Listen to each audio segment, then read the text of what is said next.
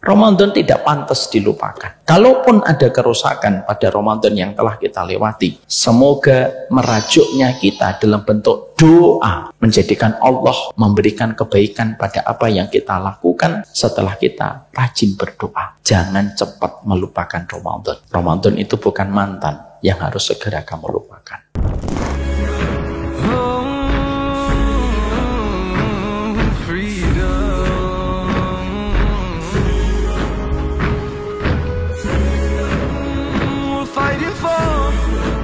People dying for all we want is our freedom. We've been fighting for our freedom, keep dying for our freedom. All we wanted was our freedom.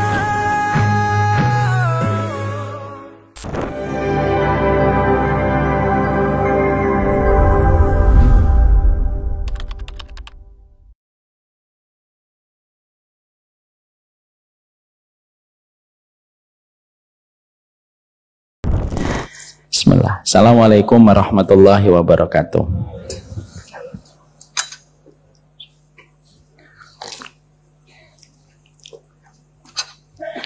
Innal hamdalillah wassalatu wassalamu ala Rasulillah wa ala alihi wa sahbihi wa man tabi'ahum bi ihsan ila yaumil qiyamah. Kepada keluarga besar Masjid Al-Falah yang senantiasa mendapatkan tempat yang sangat terindah di hati saya, dan semoga kita senantiasa menjadi keluarga besar di dalam perjalanan taat kita kepada Allah. Menuju surga itu tidak akan bisa kita lakukan sendirian. Itulah yang menjadikan kita paham kenapa Nabi Musa ditemani Harun, kenapa Nabi Ibrahim ditemani Ismail, kenapa Nabi Zakaria ditemani Yahya, dan kenapa Nabi Muhammad ditemani Abu Bakar. Itulah yang menjadikan kita senantiasa mengharapkan kepada Allah, semoga kita bukan hanya diberikan ridhonya, tapi semoga kita senantiasa mendapatkan cinta dari orang-orang solih yang berakhlak mulia pada kehidupan kita. Siapapun yang mendapatkan teman dari kalangan solih yang berakhlak mulia, maka itulah yang memberikan energi dan memberikan kekuatan di dalam perjalanan kita ketika kita menuju kepada Allah semata.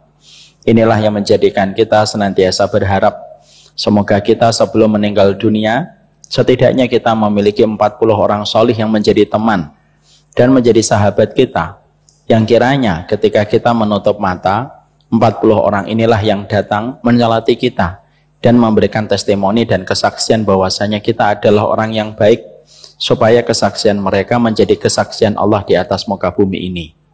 Inilah yang menjadikan kita harus senantiasa merenungkan hadis Nabi Sallallahu Alaihi Wasallam.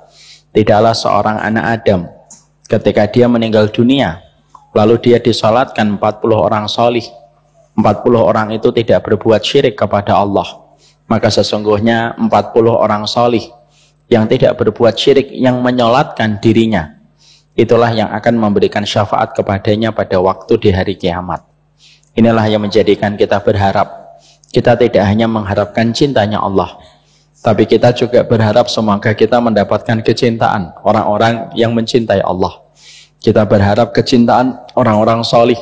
Kita berharap kecintaan kalangan solihat dengan kalangan solihat, supaya memberikan kekuatan kepada kita di dalam perjalanan hidup. Kalau ada di antara kita sesudah ngaji, kalau tiba-tiba di antara kita dihindarkan musibah, maka bisa jadi itu mungkin doa dari orang tua kita. Kalau ternyata orang tua kita sudah meninggal dunia, mungkin itu doanya dari teman-teman yang mencintai kita, lalu menyebutkan nama kita di balik malam-malamnya yang khusyuk ketika dia beribadah kepada Allah. Inilah yang menjadikan kita faham, menuju kepada Allah tidak bisa dilakukan sendirian. Menuju kepada Allah tidak bisa dilakukan secara ego, ketika kita merasa bisa sendiri dan kuat tanpa kehadiran orang lain. Tetapi ketika kita menuju kepada Allah, minimal ada 40 orang solih di handphone kita yang betul-betul mengenal kita dengan baik, dan merekalah yang memberikan testimoni bahwasanya kita baik, dan minimal 40 orang inilah yang datang ketika kita wafat, mensolati kita dengan kesedihan, menyolati kita dengan linang air mata yang mereka tahan, lalu memberikan doa kepada kita, dan doa mereka menjadi sebab Allah memberikan syafaat di dalam kehidupan kita. Nabi Muhammad tidak hanya fokus memohon cintanya Allah. Tapi Nabi Muhammad itu pun memohon cintanya orang-orang solih yang beliau perlukan supaya mendukung dan memberikan kekuatan di dalam perjalanan beliau ketika menyampaikan dakwah. Makanya doa yang sering sekali saya sebutkan berulang-ulang. Doanya Nabi salah satunya adalah Allahumma inni as'aluka hubbaka wa hubba man yuhibbuka wa hubba amalin yuqarribu ila hubbika. Nabi itu memohon kepada Allah 3 cinta. Dan ternyata bukan hanya 1 cinta. 3 cinta apa yang dimohon oleh Nabi? Yang dimohon oleh Nabi adalah, ya Allah, aku mohon cintamu. Aku mohon cinta orang yang mencintaimu dari kalangan solihin dan solihat. Dan aku memohon kepadamu amal yang paling engkau cintai, yang mendekatkan aku kepada cintamu. Di situ Nabi menempatkan cintanya orang solih itu nomor 2 setelah cintanya Allah. Para ulama memberikan penjelasan. Para ulama memberikan caption di dalam doa itu. Kenapa cintanya orang solih ditempatkan nomor 2 setelah cintanya Allah? Karena kita tidak akan bisa mendapatkan cintanya Allah sampai kita pun mendapatkan cinta orang-orang solih yang betul-betul memberikan kasih sayang pada perjalanan hidup kita. Mendapatkan teman kolega itu dunia, tapi mendapatkan teman yang solih yang mereka mengenal kita dengan baik, yang merasa kehilangan ketika kita wafat, yang merasa sedih ketika mereka kehilangan orang yang menemani mereka dalam taat dan menemani mereka dalam ilmu, maka itu adalah karunia dan itu adalah anugerah.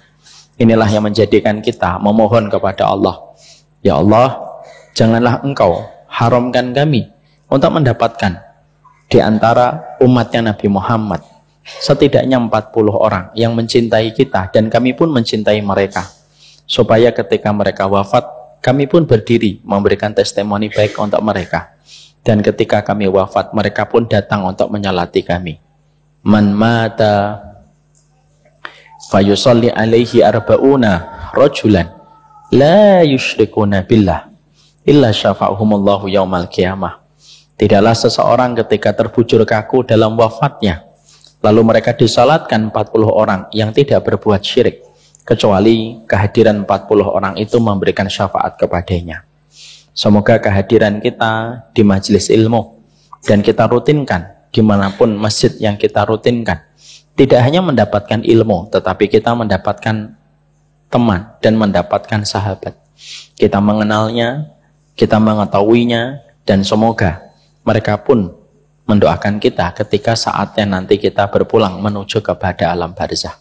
Inilah yang mahal, yang tidak setiap orang bisa mendapatkan. Semua orang bisa mendapatkan dunia, tapi belum tentu setiap orang bisa mendapatkan sahabat. Inilah yang menjadikan kita sabar di dalam perjalanan kita, bermuamalah, berinteraksi dengan banyak orang. Kalau ada yang berbuat salah, dimaafkan, dilapangkan hatinya, supaya kita pun mudah dimaafkan dan dilapangkan hatinya oleh teman kita, dan semoga kita pun mudah dimaafkan oleh Allah.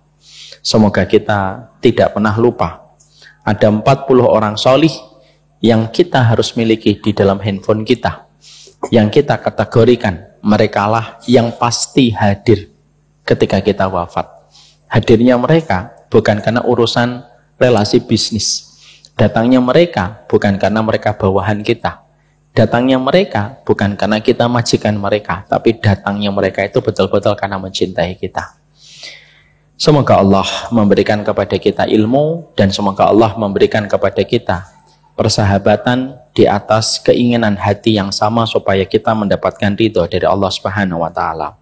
Semoga di Masjid Al-Falah, masjid yang saya tahu ini adalah masjid yang luar biasa, bukan hanya menjadikan setiap orang mendapatkan ilmu, bukan hanya setiap orang mendapatkan manfaat dari setiap kegiatan dan program yang telah dimiliki oleh Masjid Al-Falah, tapi semoga satu waktu masjid ini akan menjadi ekosistem persahabatan besar bagi kaum muslimin insyaallah. Dan kita berdoa untuk kemakmuran, dan kita berdoa pula untuk kebaikan masjid ini di masa mendatang, supaya kita bisa memberikan warisan yang terbaik kepada anak cucu kita. Amin insyaallah. Alhamdulillah pula liftnya sudah jadi, alhamdulillah. 3 bulan saya meninggalkan, liftnya sudah jadi. Berarti kalau saya meninggalkan 4 bulan, insya Allah lantai 3 terbangun. Alhamdulillah, tentunya senantiasa kita bersyukur kepada Allah semata. Bukan hanya melulu bersyukur terhadap kenikmatan dunia, tetapi sejatinya kita bersyukur atas kenikmatan yang masih Allah berikan kepada kita di dalam jalan ketaatan. Berkumpulnya kita di taman surga pada kesempatan semacam ini mungkin tampaknya murah bagi mereka yang tidak paham akhirat. Tapi ini merupakan perkara yang mahal bagi mereka yang paham tentang akhirat. Tidak ada yang memberikan hati kita supaya kita datang ke taman ilmu kecuali Allah semata. Dan kesyukuran inilah yang kita syukuri. Setiap orang mendapatkan kenikmatan air. Setiap orang mendapatkan kenikmatan nafas. Setiap orang mendapatkan kenikmatan makan. Tapi tidak setiap orang mendapatkan kenikmatan dilembutkan hatinya untuk datang di dalam majelis ilmu. Inilah perkara yang menjadikan kita bersyukur. Tidak ada yang menjadikan kita mampu datang, berkumpul, duduk, dan mendengarkan perkataan Allah dan perkataan Rasul kecuali adalah Allah yang memberikan kemudahan itu. Dan inilah hakikatnya amal yang sangat kita syukuri. Inilah yang menjadikan kita bersyukur atas setiap kenikmatan-kenikmatan ukhrawi yang kita peroleh dan kita dapatkan. Maka semoga dengan itu Allah memudahkan kita mendapatkan kenikmatan duniawi, dan semoga dengan itu Allah memudahkan kita untuk mendapatkan kenikmatan-kenikmatan akhirat di dalam perjalanan kehidupan kita. Amin insyaallah. Agak direndahkan, ini agak terlalu keras volumenya. Kita pada kesempatan hari ini, Bapak dan Ibu, kita karena ini merupakan edisi perdana setelah perjalanan 3 bulan kita tidak berjumpa, maka izinkan kami pada kesempatan secara khusus ini, kami ingin menyampaikan sebuah materi yang kiranya materi ini masih sangat relate dan masih sangat tepat untuk kita mengerti dan untuk kita pahami. Materi yang akan kita bahas pada kesempatan hari ini, karena ini merupakan materi perdana, tidak bercerita tentang doa 40 Rabbana. Tapi kita akan mempelajari bersama tentang bagaimana kehidupan kita pasca Ramadan itu meninggalkan kita. Supaya setidaknya kita paham bagaimana menjalani Ramadan, bagaimana menjalani kehidupan kita setelah Ramadan telah kita tinggalkan. Dan ketika kita mendatangi bulan Dzulqa'dah pada kesempatan hari ini, ketika kita juga menuju kepada bulan Dzulhijjah dalam hitungan hari ke depannya, maka setidaknya kita mengucapkan taqabbalallahu minna wa minkum, taqabbal ya karim. Semoga Allah terima setiap amal yang telah kita lakukan, dan semoga Allah terima amal yang telah kita kerjakan. Tentunya doa ini menegaskan kepada kita banyak hal. Doa ini menegaskan kepada kita bahwasanya antara seorang mukmin dengan mukmin itu mereka memiliki persaudaraan. Dan salah satu tanda persaudaraan kita itu ketika kita mudah untuk mendoakan saudara-saudara kita. Supaya doa-doa yang kita panjatkan itu menjadi sebuah nilai kebaikan dari apa yang telah kita lakukan susah payah ketika kita kemarin melewati di bulan Ramadan. Makanya doa taqabbalallahu minna wa minkum memberikan kepada kita bahwasanya doa ini semoga bisa menebalkan yang tipis dari amal yang kita lakukan di bulan Ramadan. Semoga doa ini bisa menambahkan apa yang kurang dari apa yang kurang maksimal yang kita lakukan di bulan Ramadan. Dan semoga doa ini memberikan keberkahan terhadap setiap amal yang telah kita lakukan dan telah kita kerjakan ketika Ramadan kita bersusah payah sampai akhirnya kita memasuki bulan Syawal, dan hari ini telah memasuki bulan Dzulqa'dah. Maka setidaknya ada 5 poin penting yang disampaikan oleh para ulama berkaitan ketika kita telah ditinggalkan Ramadan. Para ulama lalu menyampaikan kepada kita, yang pertama, kita tentunya paham bahwasanya ketika kita telah ditinggalkan Ramadan, jangan pernah cepat melupakan Ramadan. Karena Ramadan itu tidak pantas untuk cepat dilupakan. Ramadan itu bukan mantan, sehingga harus segera dilupakan. Ketika Ramadan itu bukan mantan yang harus segera dilupakan, maka sesungguhnya kita mendapatkan generasi emas pada umat Nabi Muhammad, umat ini atau generasi emas pada umat Nabi Muhammad, mereka adalah orang yang paling cinta dengan Ramadan, dan tidak ada kaum yang paling mencintai Ramadan kecuali adalah Nabi dan para sahabatnya dari kalangan juga tabi'in dan tabi'ut tabi'in. Ketika kita mendapati sesungguhnya generasi emas umat ini mereka sangat mencintai Ramadan, maka tidak mengherankan kita menjumpai bahwasanya mereka tidak pernah melupakan Ramadan. Makanya apa yang dikatakan oleh Imam Ibnu Rajab, Imam Ibnu Rajab dalam kitabnya Lataiful Ma'arif itu mengatakan, kana sahabatu yad'unallaha fi sittati asyurin ayuballighuhum bi Ramadan, wa kana sahabatu yad'unallaha ayataqabbala minhum a'malahum ba'da Ramadan. Imam Ibnu Rajab itu beliau menyebutkan kebiasaannya para sahabat itu apa? Para sahabat itu membagi umurnya dalam 1 tahun menjadi 2, dan itu sangat terikat dengan Ramadan. 6 bulan sebelum datangnya Ramadan tidak ada perkara yang paling mereka minta senantiasa kepada Allah kecuali satu, mereka memohon kepada Allah supaya dipanjangkan umurnya, supaya mereka menjumpai Ramadan pada tahun itu. Kalau Ramadan sudah selesai, tidak ada perkara yang paling mereka minta kepada Allah kecuali mereka memohon supaya amal mereka di bulan Ramadan itu diterima oleh Allah. Berdoanya bukan 1 hari, bukan 1 pekan, bukan 1 bulan, tetapi dilakukan selama 6 bulan. Ketika mereka tidak pernah lupa tentang luar biasanya Ramadan di dalam kehidupan mereka. Dan itulah yang menjadikan mereka terus memohon kepada Allah supaya apa yang telah mereka lakukan di bulan Ramadan itu diterima oleh Allah, dan mereka lakukan itu selama 6 bulan. Ini sekaligus pula memberikan kepada kita sebuah petunjuk bahwasanya ketika kita telah menjadi alumni Ramadan pada madrasah Ramadan tahun ini, maka tidak ada perkara yang paling luar biasa yang terus kita lakukan kecuali adalah terus berdoa. Dan jangan cepat dilupakan Ramadan itu, karena Ramadan sebagaimana tadi saya sampaikan, Ramadan itu bukan mantan yang sejatinya harus segera kita lupakan. Ramadan itu adalah cinta sejati seorang mukmin di dalam perjalanan hidup. Makanya kita menjumpai dan kita mendapati ketika para sahabat itu berdoa, berdoanya itu tentang Ramadan 6 bulan, karena mereka tahu Ramadan itu merupakan investasi besar pada kehidupan mereka ketika mereka nanti menyadari akan diadili oleh Allah. Dan tidak ada investasi yang paling besar pada kehidupan seorang mukmin kecuali 3.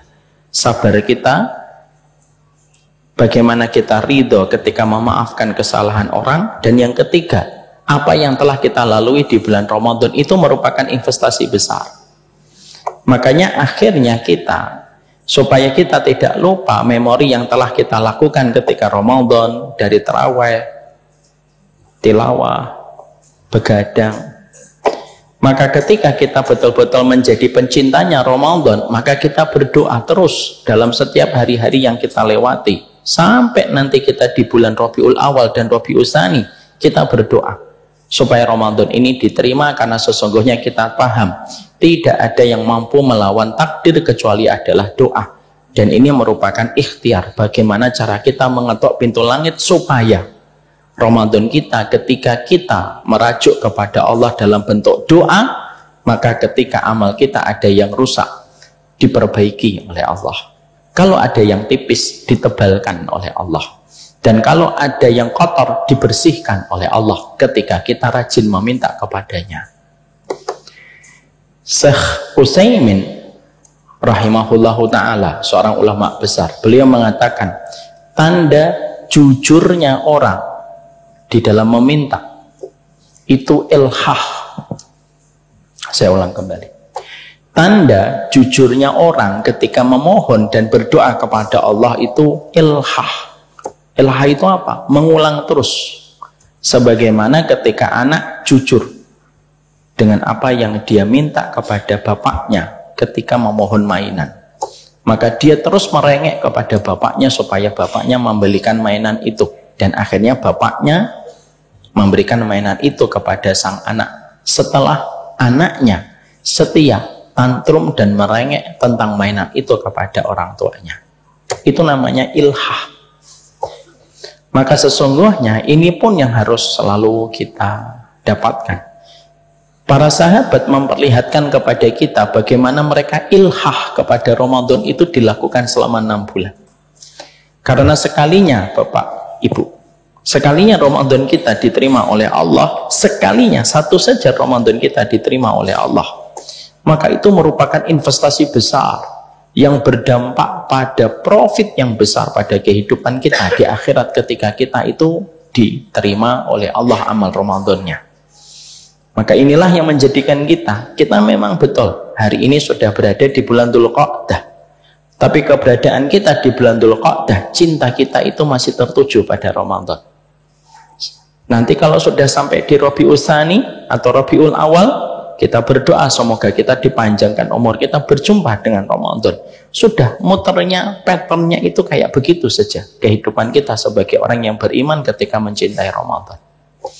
Makanya kita memohon kepada Allah, Rabbana taqabbal minna fi Ramadan. Ya Allah, terimalah seluruh amal kami di bulan Ramadan. Dan kita tidak pernah tahu di saat waktu manakah, pada saat ketika kita berdoa, ketika pintu langit sedang terbuka, Allah terima.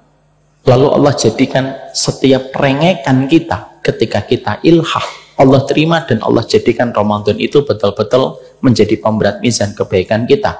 Dan itu amalan besar.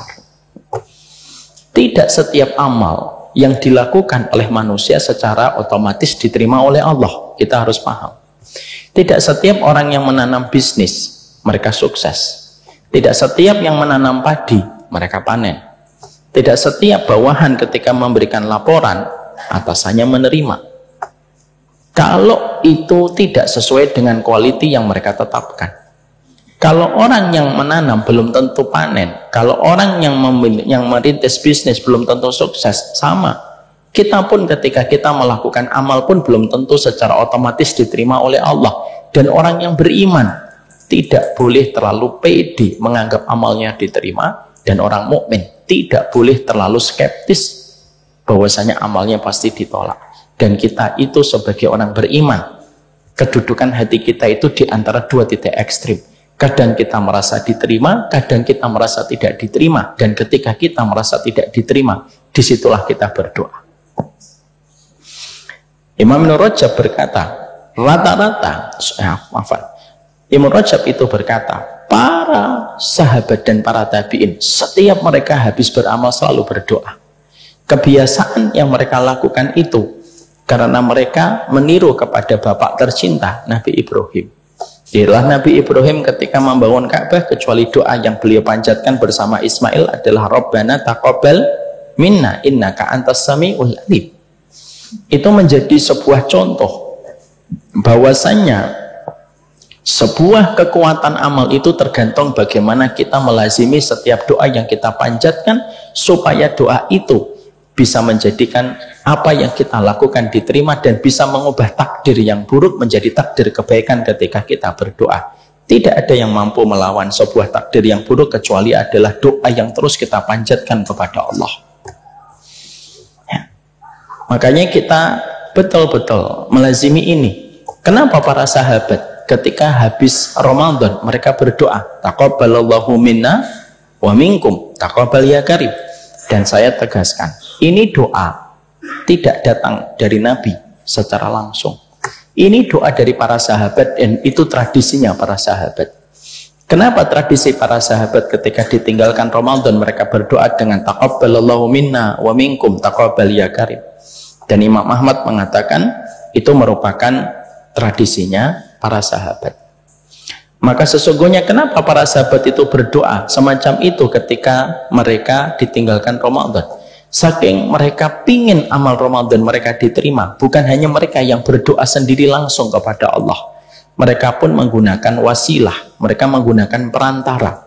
Mereka mendoakan saudaranya supaya saudaranya mendoakan dia, supaya diaminkan malaikat, supaya amal mereka semakin menembus ke langit ketika mereka menggunakan wasilah. Dengan saling mendoakan di antara saudaranya ketika para malaikat akan mengaminkan. Itu saking mereka butuhnya supaya Ramadan itu diterima. Bapak, dulu para sahabat Nabi dan para tabi'in Kalau mereka minta sesuatu, mereka bukan hanya berdoa langsung kepada Allah, tapi mereka juga menggunakan wasilah. Wasilahnya apa? Mendoakan saudaranya dengan apa yang mereka inginkan, supaya mereka diaminkan apa yang mereka doakan dari saudaranya itu untuk mereka. Ini disampaikan oleh Syekh Umar Muqbil di dalam kitabnya Khamsuna Qaidah fil Quran. Makanya dulu para sahabat misalkan mereka memohon supaya mereka diberikan anak solih, yang mereka lakukan apa? Mereka mendoakan, semoga anaknya Pak Hiban solih, semoga anak kamu solih, semoga anak kamu solih. Kenapa mereka begitu royal mendoakan saudaranya? Karena mereka sebenarnya ketika royal mendoakan saudaranya, karena mereka ingin supaya ketika royal mendoakan, malaikat itu pun mengaminkan untuknya ketika dia royal mendoakan saudaranya. Ya. Makanya hati-hati kalau ada orang tiba-tiba mendoakan bapak, Insya Allah moga-moga dapat istri lagi. Ini sebenarnya dia lagi mendoakan dirinya sendiri. Maka sesungguhnya itu yang menjadikan kita memahami, sehingga akhirnya para sahabat saking dalam tanda petik serakahnya mereka supaya amal mereka itu diterima, mereka sering mengucapkan taqabbalallahu minna wa minkum taqabbal ya karim. Walaupun maaf, Imam Ahmad kalau tidak salah di dalam Sahih Fikih Sunnah diterangkan, Imam Ahmad tidak mengucapkan kalimat itu, tapi kalimat itu tidak diingkari oleh beliau. Dan itu menjelaskan kepada kita terus mengucapkan semoga amal kita diterima di bulan Ramadan. Kita perbanyak setiap lontaran doa kita kepada Allah, supaya di antara doa-doa yang begitu banyak ada satu yang diterima oleh Allah, dan sekalinya diterima oleh Allah, berbahagialah kita pulang untuk menemui panen dalam Ramadan yang telah kita lakukan. Karena kita paham menjadikan amal diterima itu tidaklah mudah.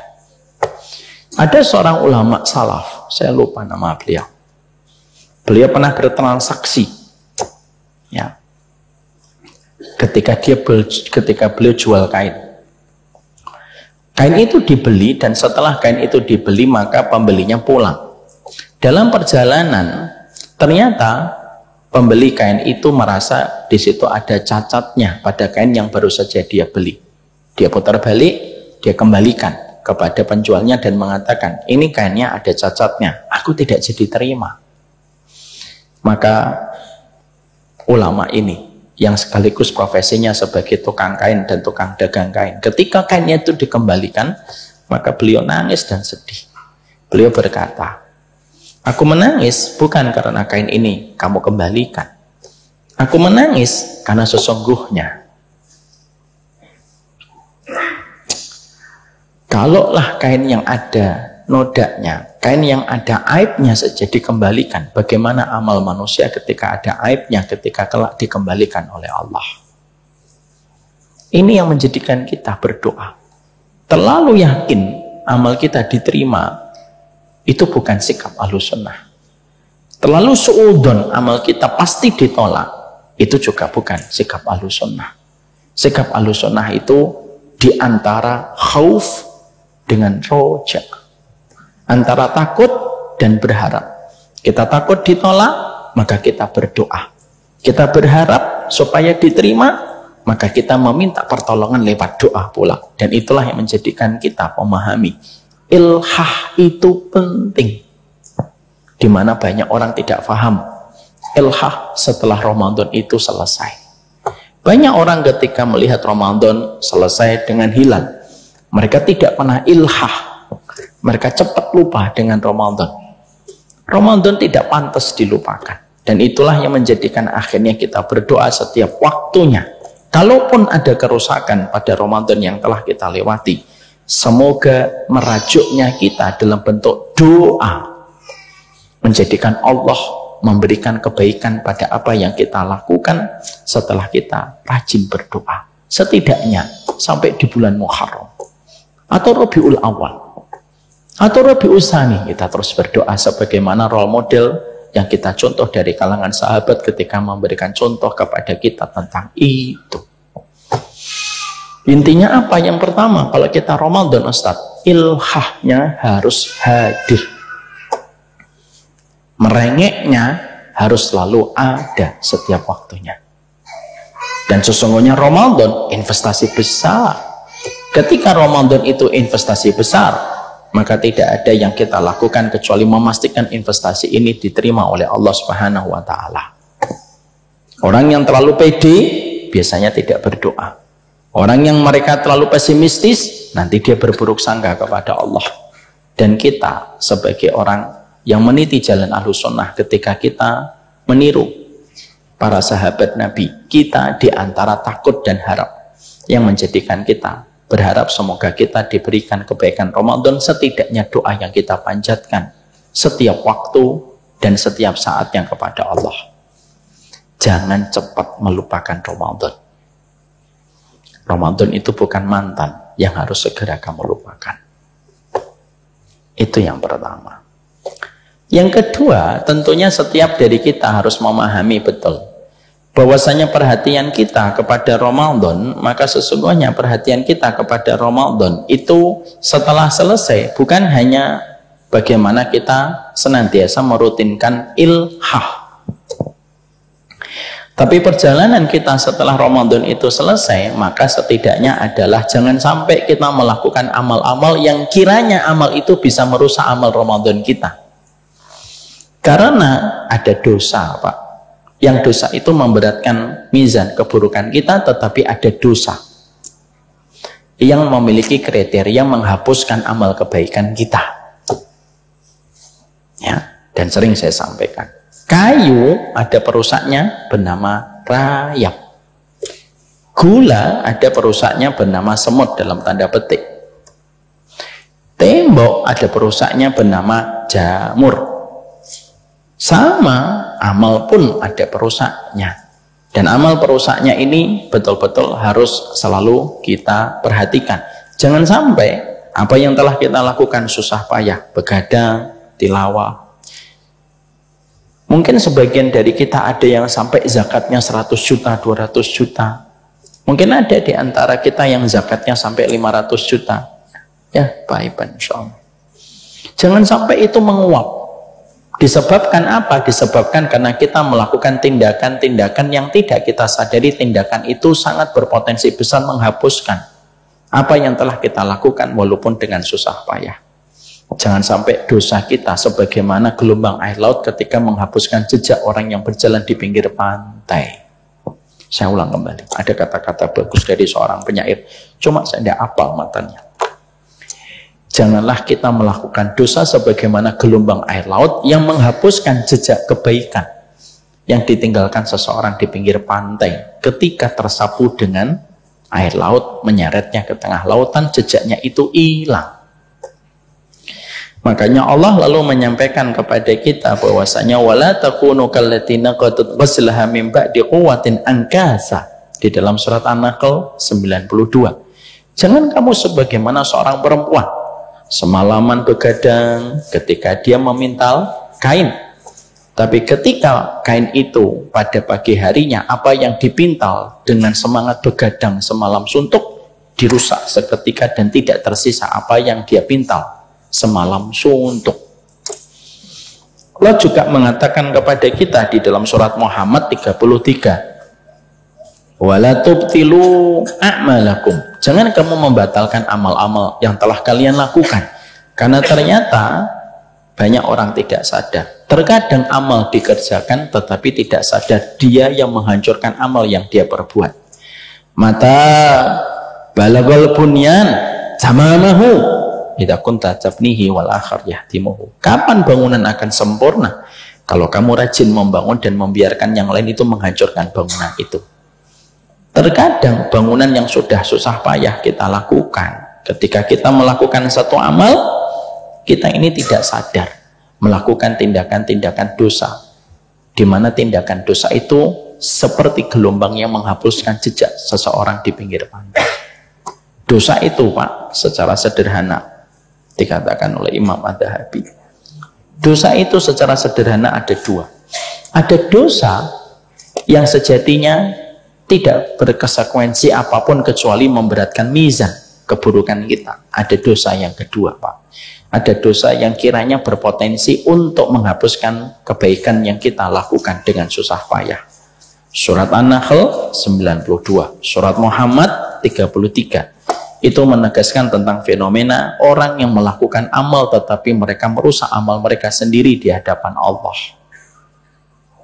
Sekarang, apa yang sering kita lakukan tidak kita sadari bisa merusak amal Ramadan kita. Ya, apa yang bisa? Setidaknya ada beberapa dosa yang harus kita hati-hati supaya dosa-dosa itu tidak merusak keberkahan dari Ramadan yang telah kita lakukan susah payah. Karena Ramadan bisa diterima itu perkara sulit, tapi terkadang kita justru menodai Ramadan itu dengan amal yang merusak apa yang telah kita usahakan dan kita upayakan dengan susah payah. Apa dosa-dosa yang berakibat besar bisa merusak amal yang telah kita lakukan dan telah kita kerjakan? Yang pertama tentunya syirik. Syirik itu tentunya menghapuskan seluruh amal yang telah kita lakukan dengan susah payah, terutama syirik akbar, menghapuskan tanpa tersisa. Yang kedua yaitu kemunafikan. Jangan sampai ada di antara kita melakukan tindakan kemunafikan setelah menjalani Ramadan, ketika dia telah memberikan usaha, ikhtiar, effort yang luar biasa. Ketika pas Ramadan, lalu dia melakukan tindakan kemunafikan. Lalu akhirnya dia membenci salah satu syariatnya Allah dengan sengaja setelah disampaikan kepadanya ilmu. Sudah disampaikan kepadanya ilmu, sudah disampaikan, dipastikan dia paham, tetapi dia tetap membenci salah satu syariatnya Allah. Itu termasuk di antara perkara yang menghapuskan amal kebaikan. Bapak, saya mendapatkan satu perintah. Belum bisa melakukan, tidak apa-apa. Semoga Allah memberikan kekuatan kepada kita. Tapi membenci, itu jadi berbeda kedudukan dan posisinya di hadapan Allah. Kalau sudah membenci, namanya subversif antara dia dengan Allah. Perempuan belum bisa pakai jilbab, tapi dia mengatakan, ya saya belum bisa pakai jilbab karena belum bisa untuk memakainya dan khawatir tidak istiqomah. Kita doakan wanita semacam itu diampuni dosanya oleh Allah. Tapi beda Pak, kalau ada perempuan lalu mengatakan, saya tidak suka dengan jilbab. Apa jilbab itu? Rambut indah, sudah diberi sampo tiap 3 hari sekali, saset ada 3 habis. Harus ditutup pakai jilbab dan tidak kelihatan. Saya menolak, saya tidak cocok. Nah, itu termasuk salah satu tindakan subversif. Belum bisa itu tidak apa-apa. Rabbana la tu'akhidna in nasina aw akhtana. Tidak mampu melakukan dan belum bisa mengerjakan itu lumrah Pak. Karena ukuran ketaatan orang berbeda-beda. Tapi membenci itu sudah menjadi berbeda. Karena membenci itu merupakan perkara yang besar di sisi Allah. Dan itu kalau dilakukan bisa jadi amal seseorang itu menjadi terhapus. Maaf. Kenapa ada orang ketika mencuri hukumannya berapa? Hukumannya mungkin ketika mencuri lihat-lihat mencurinya. Kalau 270 triliun biasanya 6 tahun. Ya. Contoh, nggak usah dikaitkan kemana-mana. Semua. Kalau dia mencuri misalkan 10 juta, nah mungkin 1 bulan. Gitu. Tapi kenapa kalau ada orang mereka membenci negara ini dan menolak ideologinya, itu hukumannya bisa berat. Karena itu tindakan subversif. Apa yang berkaitan hati itu selalu mahal. Makanya kalau orang sudah menyelesaikan ibadah, tapi setelah itu membenci, nah itu jadi beda Pak kedudukannya di sisi Allah. Maka itu tindakan berat. Karena apa? Membenci dengan hati dari apa yang Allah turunkan. Dzalika bi annahum karihu ma anzalallah fa ahbata amalahum. Karena mereka membenci apa yang Allah turunkan, Allah menghapuskan seluruh kebaikan yang telah mereka upayakan.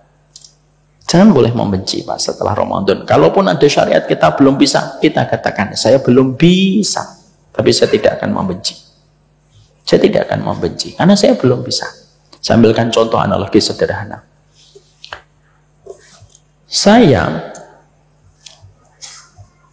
Jangan sayalah orang lain. Ada orang Pak mendapati istrinya punya kekurangan. Kekurangannya apa? Kekurangan istrinya itu kalau masak tidak bisa membedakan antara gula dengan garam. Sehingga minum teh keasinan, makan sayur kemanisan.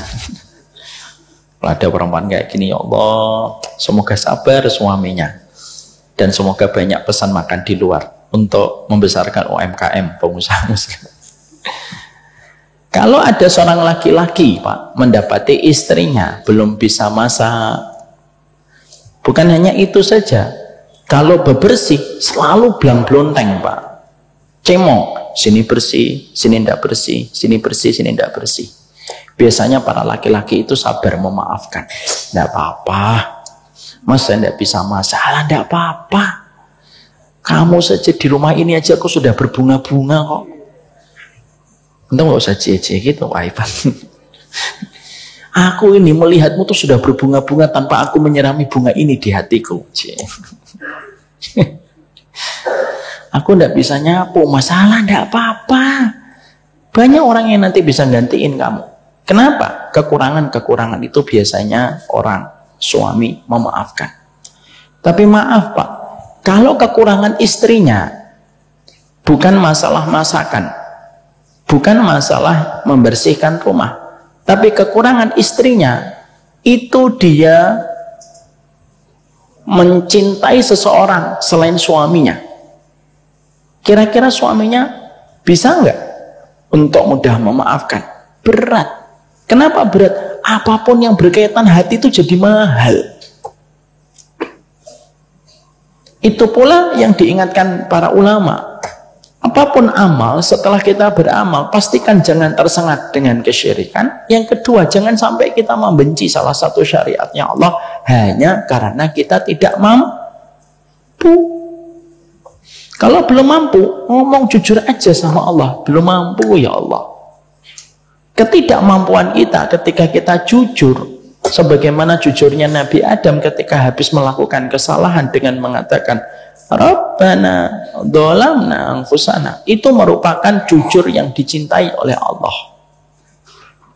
Kalau ada di antara orang habis Ramadan melakukan amal, setelah itu membenci syariat, maka yang kedua, perkara itu bisa menghapuskan amal kebaikan dan seluruh amal yang dia usahakan dan upayakan, sebagaimana pasir yang tersapu dengan angin ketika di atas batu yang licin, hilang, tidak tersisa. Jangan subversif sama Allah. Semua syariat saya terima ya Allah. Ada yang bisa saya lakukan, ada yang belum saya lakukan. Yang belum bisa saya lakukan, tolong saya ya Allah. Kalau ada yang masih saya kerja, walaupun itu dosa, ampuni saya ya Allah. Ada yang belum saya bisa, ada yang bisa belum saya untuk tunaikan, bantulah kuatkan saya bisa melakukan itu. Itulah sikap yang terbaik. Walaupun kita belum melakukan dan belum bisa untuk mengerjakan. Jangan ada penuntut ilmu yang membenci apa yang Allah turunkan. Karena setiap syariatnya Allah tidak ada satupun yang salah. Akal kita kalau belum menjangkau, itu karena akal itu berprosesnya pelan. Wahyunya Allah bersifat otentik dan mengikat secara absolut, Pak. Akal itu akan mengikuti kebenaran yang absolut yang diturunkan oleh Allah. Kalau akal kita belum mampu menjangkau tentang satu titik, biarkan iman yang bicara. Ketika akal tidak bisa menjangkau dalam perkara pada saat ini ketika kita belum mengetahuinya. Saya Pak, baru saja dikirimin, ada seorang dokter ngirimin saya DM. Ustaz tahu berapa ruas tulang yang ada pada seluruh tubuh manusia? Saya jawabnya sembari bercanda, 360 ruas tulang sebagaimana hadis dok. Betul. Dan itu disampaikan oleh Nabi Muhammad 1400 tahun yang lalu. ketika belum ada satupun alat, tidak ada CT scan, tidak ada MRI, untuk menghitung detail bahwasanya ruas tulang kita itu ada 360. Nabi bukan dokter, tapi Nabi menyebutkan tepat, tidak ada perselisihan, walaupun cuma satu ruas. 360 ruas tulang itu harus diberikan sedekah setiap pagi. Itulah yang dinamakan dengan syariat. Diterima. Akal kita belum menjangkau, beriman dulu. Akalnya nanti menjangkau. Satu persatu kita akan mendapatkan itu. Saya Pak, ini obrolan sedikit. Sudah isya belum? Sudah ya? Oh sudah isya ya? Ya sudah kalau isya. Tapi saya sampaikan satu. Saya kemarin Pak, selama bulan Ramadan ketika kita tidak bertemu, pas Ramadan itu sebenarnya saya mau ketemu Bapak, tapi Pak Hiban nggak memperbolehkan saya karena Ramadan itu diliburkan. Saya banyak belajar tentang masalah hati, Pak. Saya mendapati ada satu perkataan seorang psikolog, dan ini disinyalir merupakan perkataan yang diaminkan oleh banyak psikolog. Apa perkataan itu, Pak? Penyakit fisik 80% itu karena emosi yang tidak terselesaikan. Itu kata psikolog. Dendam, marah, benci, trauma, luka. Itu termasuk emosi yang tidak terselesaikan. Dan itu ternyata pemicu penyakit sebelum kita bicara tentang makanan sebagai pemicu penyakit. Bapak tahu, saya mendapatkan satu tadabbur insight dari hadis yang sangat terkenal yang kita sudah sering mendengarnya. Nabi itu mengatakan apa? Ala inna fil jasadi mudghah fa idza fasadatil jasadu kulluh fa idza saluhatil jasadu kulluh. Nabi mengatakan, di dalam tubuh manusia ada sekerat daging. Kalau sekerat daging ini baik, perhatikan pemilihan diksinya Nabi. Nabi tidak mengatakan, kalau sekerat daging ini baik, seluruh amalnya akan baik.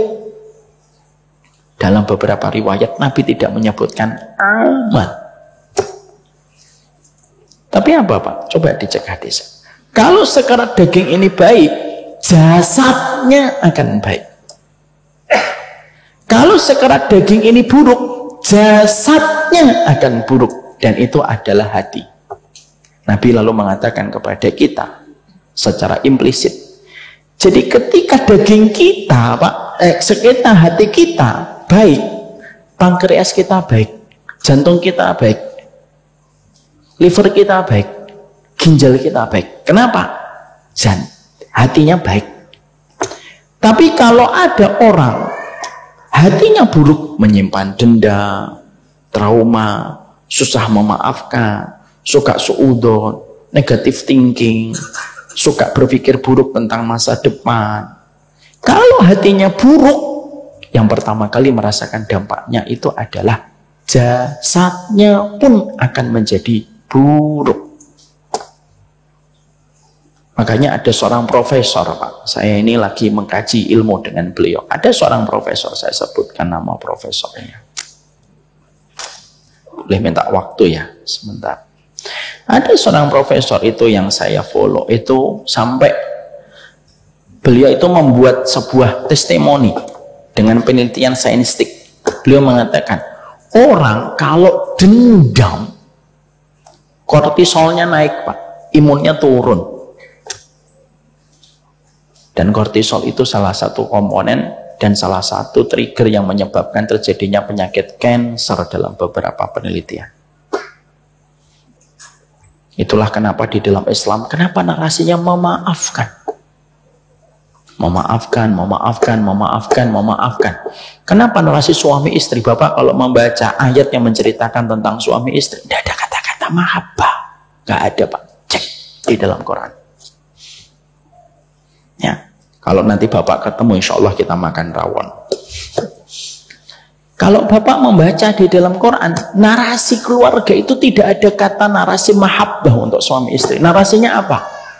Memaafkan. Wanca'fu aqrabu littaqwa, dan memaafkan lebih dekat kepada ketakwaan dalam surat Al-Baqarah 237. Kenapa narasi di dalam Quran itu ketika bicara rumah tangga itu memaafkan? Karena memaafkan itu menjadi sumber kebaikan dalam hidup. Apa yang kita dapatkan? Itulah syariat. Dia selalu lebih terdepan daripada akal yang memproses sesuatu. Sebelum para psikolog mengatakan penyakit fisik 80% ditimbulkan karena emosi yang tidak terselesaikan, Nabi sudah berkata. Makanya Nabi menggunakan diksinya itu apa? Jasad. Kalau hatimu buruk, jasadmu akan terkena dampak buruknya. Kalau hatimu benar, maka jasadmu pun akan benar. Dan itu disebutkan sebagai bentuk qiyas aula. Qiyas aula itu apa? Kalau jasad yang baik, apalagi amalnya, apalagi kualitas hidupnya. Makanya yang kedua, jangan pernah ada di antara kita membenci syariat walaupun belum bisa untuk melakukan dan mengamalkan. Belum bisa, jujur, belum bisa, ya Allah, ampuni saya. Tapi jangan pernah membenci syariat. Yang ketiga, Pak, saya tuntaskan karena maaf saya habis sisa. Qadarullah, tidak bisa, ada tamu saya dari Surabaya. Iya, bentar. Ya. Yang ketiga, Pak, jangan ada kesombongan setelah kita beramal. Seakan-akan bahwasanya setelah kita beramal itu menjadikan kita sombong. Ada yang tilawahnya kemarin juznya hatam 5 kali. Ada yang hatam 3 kali, ada yang hatam 7 kali. Sudah, tutup. Jangan sampai kita merasa tinggi dengan amal yang telah kita perbuat, karena rahmatnya Allah tidak pernah menyapa hati yang tinggi. Karena orang yang merendah adalah orang yang paling mudah mendapatkan rahmat. Itu yang ketiga. Yang keempat, jangan ada di antara kita selepas Ramadan dan kapanpun menggugat takdir dan mencela takdir. Bapak tiba-tiba dipertemukan dengan satu takdir yang tidak baik, jangan mengatakan, apa ini kok masih gini, kurangnya apa sih saya? Jangan. Ya, karena Rasulullah SAW itu bersabda, fima makna, lau anfaqta misla jabala Uhudin, maka bilallahu minka hatta tu'mina bil qadari khairih wa syarrih. Kalaupun kamu berinfak dengan satu gunung Uhud emas, tidak ada satupun yang diterima oleh Allah sampai kamu beriman kepada takdir. Jangan ada, Pak, nanti habis Ramadan tiba-tiba ngomong, saya tuh nggak pantas diginiin sama Allah. Loh, kok nggak pantas? Hidup itu miliknya Allah. Ridho sama takdir. Kalau Bapak lagi diuji berat dengan takdir, katakan, raditu billahi robba wa bil islami dina wa bi Muhammadin Nabiya wa Rasulah. Ridho sama takdir. Yang kelima, jangan ada pertengkaran. Jangan ada pertengkaran. Pertengkaran itu menyebabkan Allah tidak akan menerima amal kita dan tidak akan menyebabkan kita diampuni. Tuftahu abwabul jannah yaumul isnin wa yaumul khamis. Sesungguhnya pintunya surga dibuka pada hari Senin dan Kamis. Fayaghfiru liman yasha. Allah mengampuni siapa di antara hambanya yang Allah kehendaki, kecuali dua. Satu yang berbuat syirik, yang kedua wa yakunu bainahu wa bainahu syahna. Kalau ada orang yang bertengkar, bertikai, maka Allah menyampaikan kepada malaikat, tahan ampunan kepada orang-orang itu sampai mereka berdamai. Sampai mereka berdamai. Saya kalau dapetin Masjid Al-Falah, pengurusnya bertengkar, kira-kira saya mau nggak membantu ke Al-Falah? Enggak. Istri saya nanya, Bi, kok yang bantuan 3 miliar nggak jadi ke Masjid Al-Falah gitu? Nah, insya Allah. Iya. Al-Falahnya lagi bertengkar. Al-Falahnya lagi bertengkar.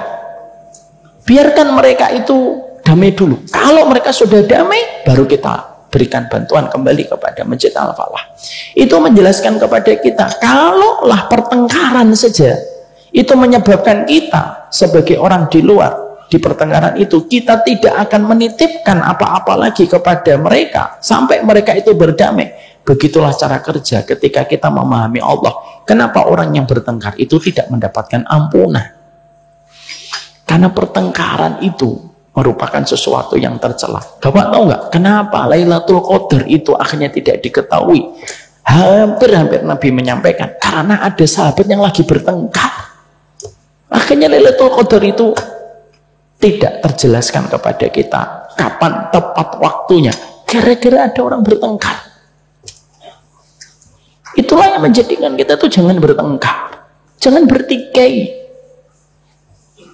Ya, kalau kita tidak setuju terhadap satu pendapat, sampaikan dengan cara yang baik, nggak usah bertengkar, nggak usah bermusuhan, nggak usah bermusuhan. Jangan jadikan hadisnya Nabi untuk memisahkan Nabi dengan umatnya, dan jangan jadikan hadis Nabi untuk membenarkan sikap kita untuk mencaci maki orang. Bapak tahu nggak siapa orang yang paling ketemu dengan Nabi? Rasul. Siapa yang paling pengen ketemu dengan umatnya Nabi? Rasul, Pak. Apa tulisan di atas makamnya Nabi Muhammad? Syafaati li ahlil kabair min ummati. Syafaatku itu untuk para pelaku dosa besar di antara umatku. Apa yang kita pahami dari message hadis itu? Nabi orang yang paling kangen dengan umatnya, walaupun dia pelaku dosa besar. Kita, Pak, memakai hadis riwayat Muslim, Bukhari, justru untuk memisahkan Nabi dengan umatnya. Lalu kita menghalalkan pertikaian kita. Janganlah. Janganlah. Semoga Allah rahmati kita. Jadi yang kedua yang kita pahami adalah jangan sampai melakukan amal yang bisa membatalkan amal kebaikan yang telah kita kerjakan. Yang ketiga, yang terakhir, 1 menit 2 menit saja. Yang ketiga, siapapun yang ingin melihat amal Ramadannya itu diterima oleh Allah, perhatikanlah hari-hari kita hari ini. Siapapun yang masih menjaga sholat malamnya, itu reward dari Allah. Bapak masih diberikan kekuatan untuk sholat malam walaupun witir. Siapapun yang masih menjaga tilawahnya, karena dia ingin Allah berbicara dengannya dan dia menjaga tilawahnya, itu berarti hadiah bonus dari Allah. Allah masih berikan kekuatan kepadamu untuk bertilawah sebagaimana kamu tilawah di dalam Ramadanmu. Siapa yang ingin tahu bagaimana puasa kita diterima? Siapapun yang masih menjaga puasa sunnahnya, berarti amal itu diterima oleh Allah. Sawabul hasanah, al-hasanatu ba'daha. Balasan atas satu amal yang diterima selalu menjadikan amal-amal berikutnya dihadirkan oleh Allah. Siapa yang menjadikan kita masih istiqamah sholat tahajud? Allah. Kenapa? Mungkin Ramadanmu diterima. Siapa yang masih menjadikan kita masih tilawah walaupun Ramadan telah selesai dan kita mampu menghatamkan kemarin di bulan Syawal walaupun hanya setengah juz ataupun 1 juz tidak sebagaimana Ramadan? Allah yang memberikan itu. Kenapa? Mungkin Allah ridho dengan tilawahmu di bulan Ramadan, maka Allah yang memberikan kekuatan kepadamu setelah Ramadan itu selesai. Ramadan menjadi pola ideal kehidupan amalmu setelah Ramadan itu selesai. Fa amman a'ta wa taqa wa saddaqa bil husna fasanuyassiruhu lil yusra. Siapapun yang memberi dan bersedekah, wa taqa dan dia bertakwa, wa saddaqa bil husna dan membenarkan janji surga, apa yang Allah berikan? Fasanuyassiruhu lil yusra. Kami mudahkan dia mendapatkan jalan-jalan ketaatan dan kemudahan setelah amal-amalnya diterima. Semoga Allah berkahi amal yang telah kita lakukan. Semoga Allah terima amal Ramadan kita. Saya mohon maaf karena ada tamu dari Surabaya yang menanti saya tidak bisa melanjutkan habis Isya. Semoga Allah memberikan kesehatan untuk kita semuanya. Pak Haiban juga lekas sehat insya Allah, supaya bisa untuk membuat pantun-pantun lagi di masa mendatang insya Allah. Dan semoga nanti kita makan soto dan makan rawonnya bersama-sama insya Allah. Ini yang dapat kita sampaikan. Subhanakallahumma wa bihamdika asyhadu an la ilaha illa anta astaghfiruka wa atubu ilaika. Assalamualaikum warahmatullahi wabarakatuh.